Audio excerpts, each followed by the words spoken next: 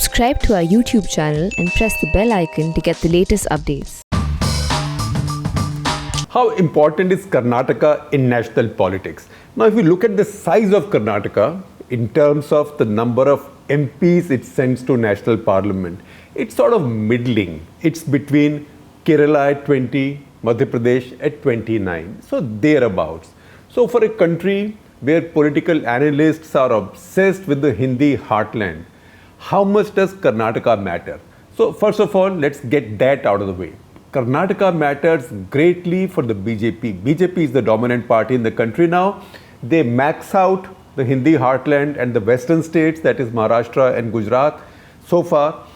But Karnataka is the only state in the south that they actually have the ability to rule, and where they dominate not as much as they might in the Hindi heartland, because the Congress is quite strong, and also Deve Gowda's party also has its own sort of island in South Karnataka, but it is the BJP's only foothold in the south. It's also the only state in the south that the BJP is governing. It is also a state that BJP must keep holding on to and must look good while doing so, if it has to also fulfill its ambition of growing into Telangana and also Andhra, the other states of the south. It has made some gains in Telangana.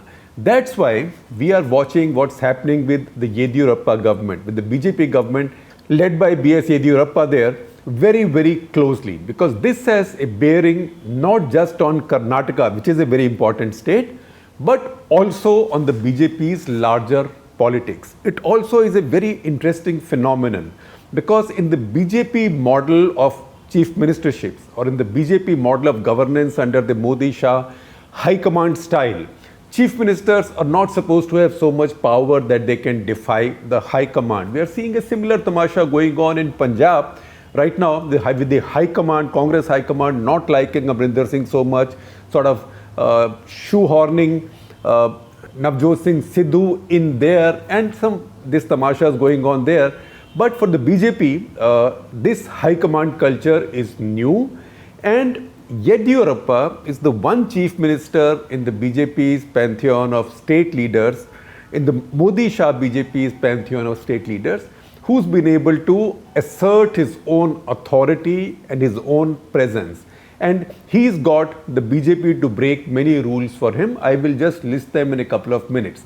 Right now, he's under pressure. 26th of July, he completes 2 years of his government. Before that, Kumaraswamy, Deve Gowda's son of JDS, he had completed about a year as chief minister in partnership with the Congress. It was around that time that the BJP broke that coalition. It got a lot of the MLAs to defect more from the Congress. At one point, Yediyurappa even became chief minister for about 6 days, had his Vajpayee moment. But then, we know all that tamasha, that case went to Supreme Court, and then a fresh show of strength was held, whereby Congress-JDS alliance came to power. So that lasted about a year, and then that was brought down. Some of that has now popped up also in this Pegasus project details. Looks like that at that point, Congress leader Siddaramaia's secretary and also Kumaraswamy's secretary, their phones were being tracked. At least that is what this Pegasus project data tells us. That is how Yediyurappa came to power. Even then, given half a chance, BJP would have preferred not to give him power, because he was already 76. So that is where he made the BJP break or bend one of its cardinal rules, that nobody keeps power, nobody keeps an active job, political job, once you cross the age of 75. In fact, the two cabinet ministers who briefly continued on beyond 75, Najma Heptullah and Kalpraj Mishra, also soon enough were sent out to Raj Bhavan. So in the BJP, once you cross 75, you are sent out to a Raj Bhavan or Margdarshak Mandal or some such place. That is not the age at which you become chief minister, but he became chief minister at 76. Why? Because he presented the BJP with a Tina situation. There is no alternative, and BJP knew if they don't have him, then they will lose him. Why is he so important? I will tell you in a minute. What's happening right now is he is under pressure. his existence as chief minister has always been fraught with these tensions because he's known that his high command doesn't like him. His high command makes no secret of the fact that they don't like him. A lot of his decisions have been getting held up. He's not been getting meetings, etc. But lately he's had a few meetings and looks like something is moving. He's now making statements saying that whatever the party does, he will accept. At the same time, he made a show of strength just yesterday. He got a whole lot of Lingayat seers, effectively the entire Lingayat clergy, to collect and back him. Now, why that is important? Therein lies the answer to the question why Yediyurappa is so important. Because we have to understand Karnataka's caste politics. But again, when we think of caste politics, we think of the Hindi heartland. But look at Karnataka. Now, Karnataka has a very interesting mix of identities, caste as well as religion. And you need a critical mass of that to win. Of that, besides the fact that there is about 17% scheduled castes, 7% tribals, about 10% OBCs. Among the other castes, Brahmins are just about 2.1%, very small percentage. Although Brahmins have given Karnataka many chief ministers. Ramakrishna Hegde, for example, was a Brahmin. But it's not very sustainable for Brahmins in today's politics to be chief ministers in Karnataka.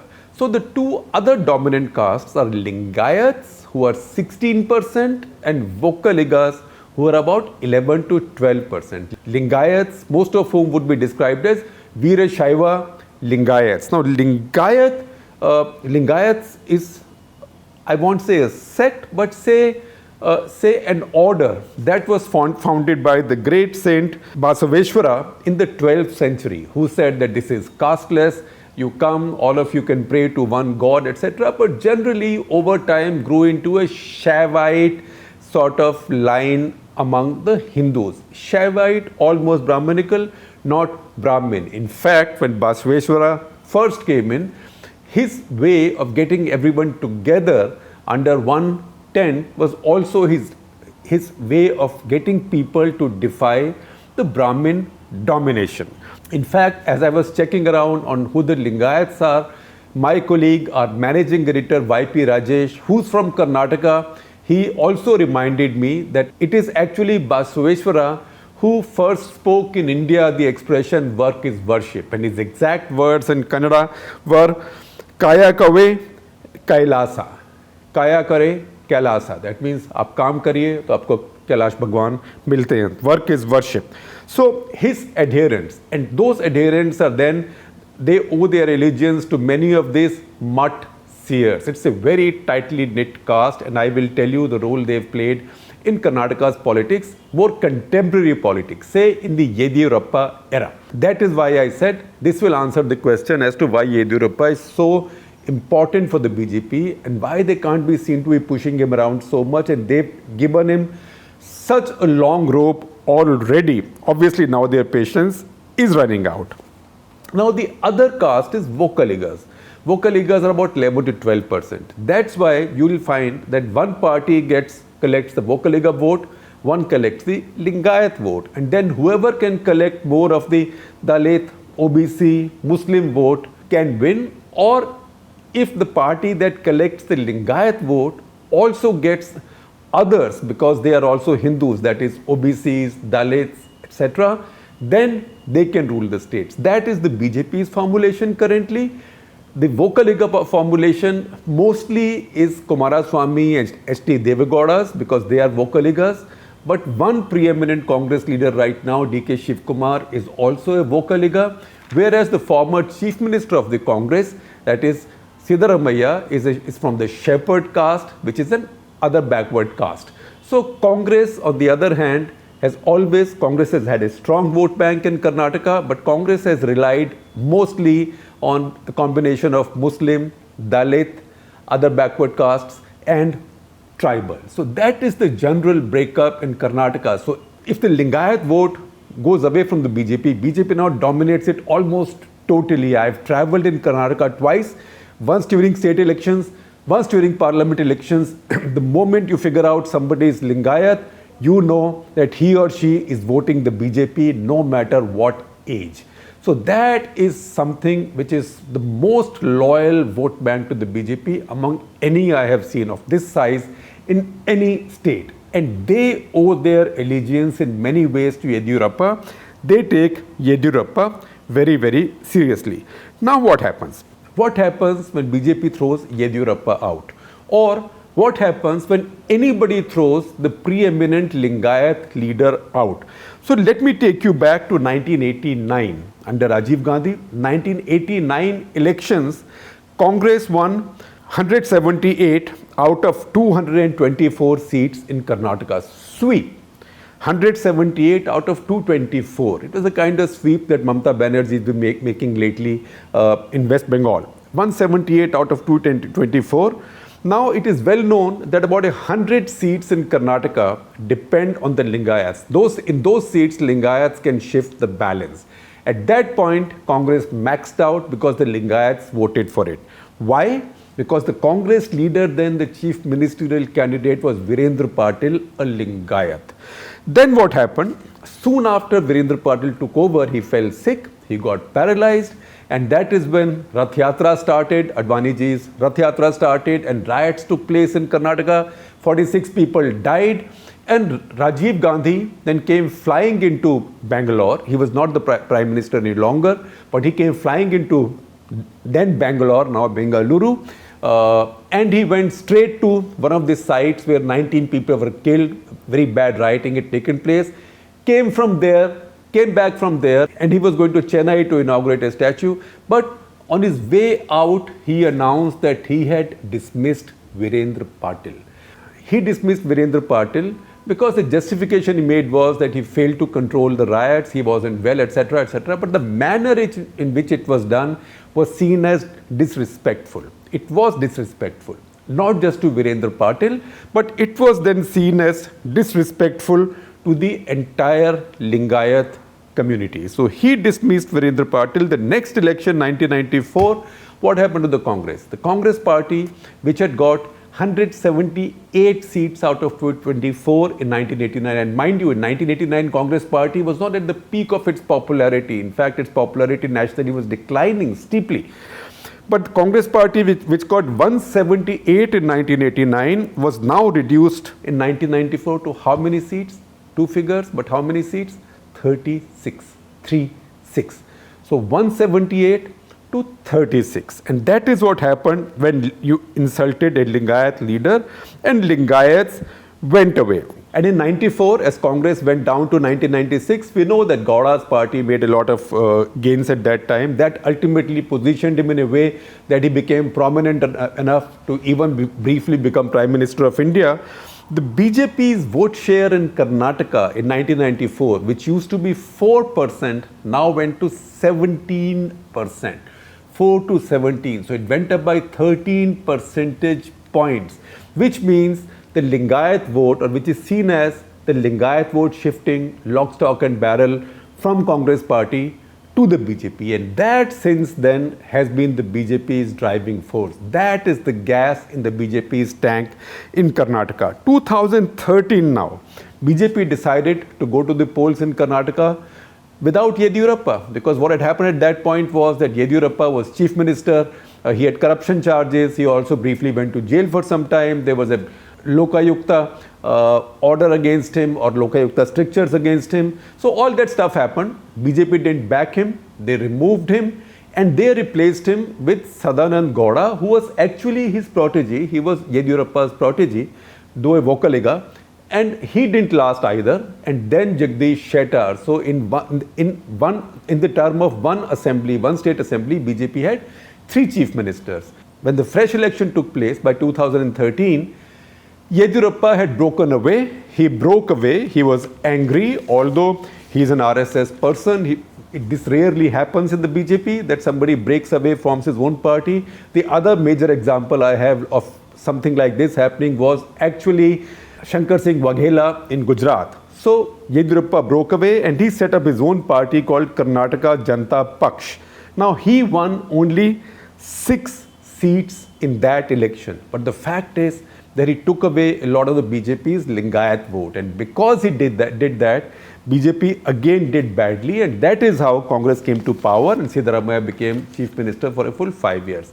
By 2018, Yediyurappa was back in the BJP. BJP got the largest number of seats, could not win a majority, got the largest number of seats. And we know the rest of the history, the other two sides combined, Congress and Gowda's party.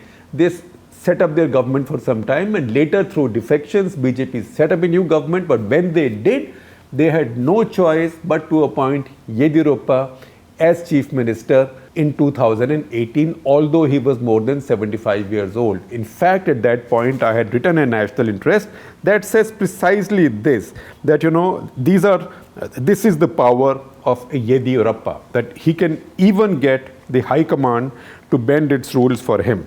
So what are the other things that he got BJP to bend? One was the age limit, and I told you about Najma Heptullah and Kalparaj Mishra. Then, under the Modi-Shah model, no dominant leader in his or her state has been given the chief ministership.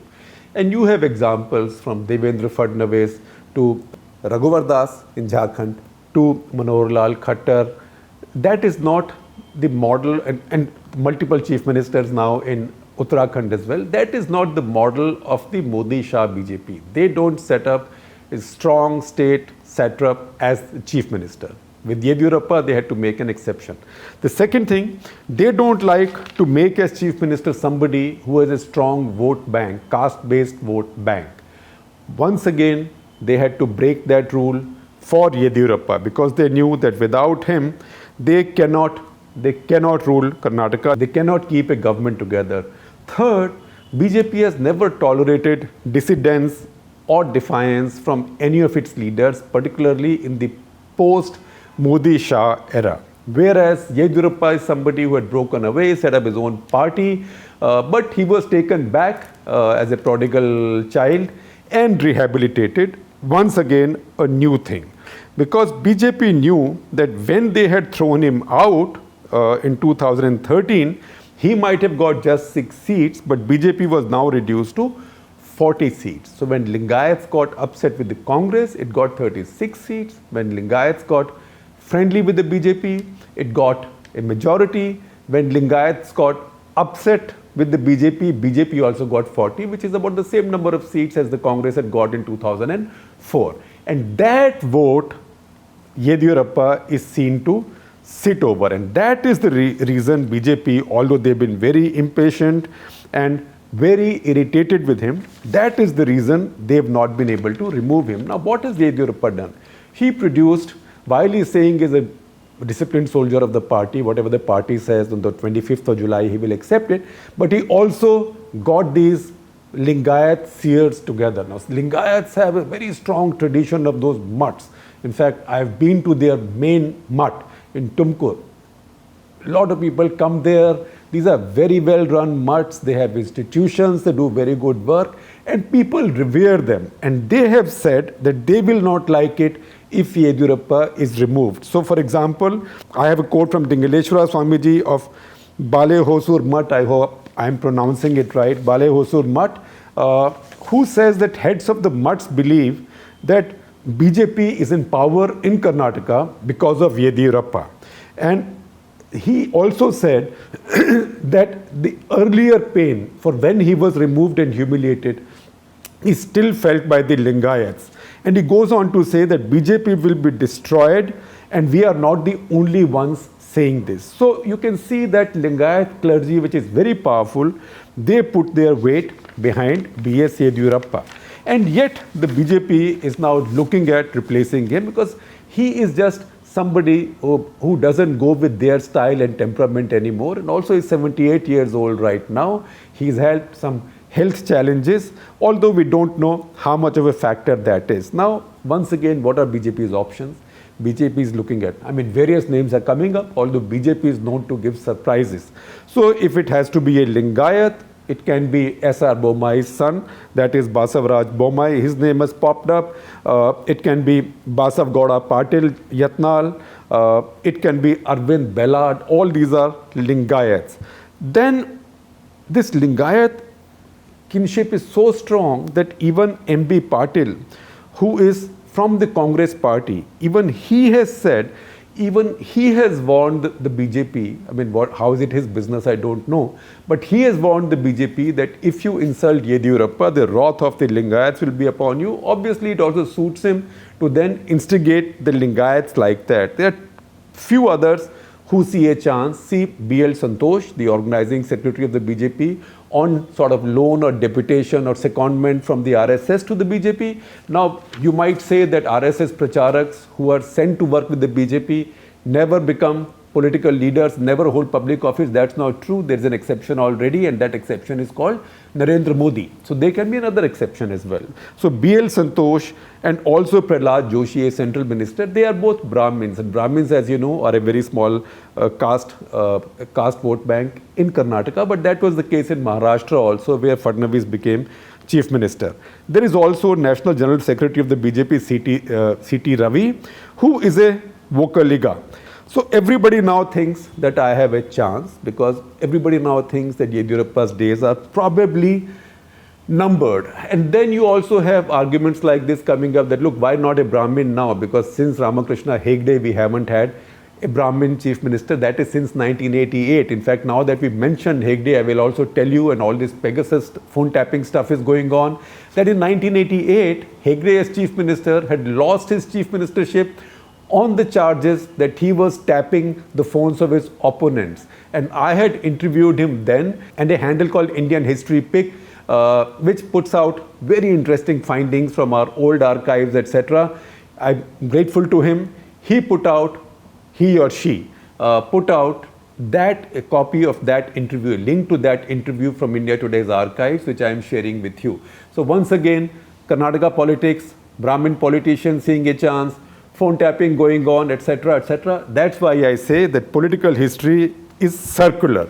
It keeps turning circles, and you usually see a movie that you've seen before. The characters change, the dialogues change, the music changes, the colors change, and technology changes. But essential politics remains more or less the same.